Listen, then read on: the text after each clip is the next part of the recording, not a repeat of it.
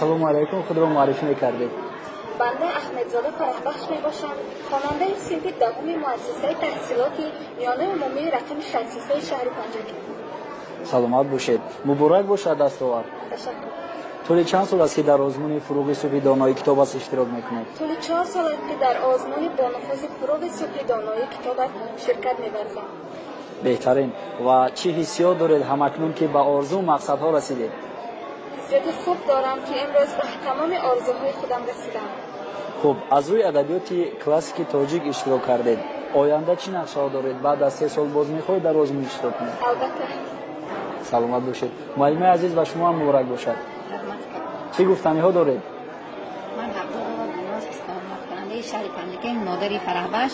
سلامت. من 4 سال است که دخترم را در این آزمون تیار میکنم. خوشبختانه دخترم این سال مقصدش بررسید. وقتی که دخترم برآمد میکرد من خیال کردم که خودم برآمد میکنم. در آینده نقشه دارم که باز خودم برآمد کنم در این فروغ صبح دانایی کتاب است. با دخترم رو یک بار تیار میکنم در شاهنامه خوانی.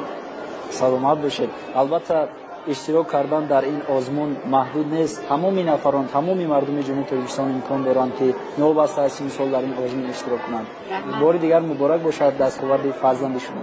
من فخر میکنم که دخترم 4 سال برآمد میکنه و جای در ولایت جای یکم رو اشغال کرد، در رای جمهوری جای سوم رو گرفت.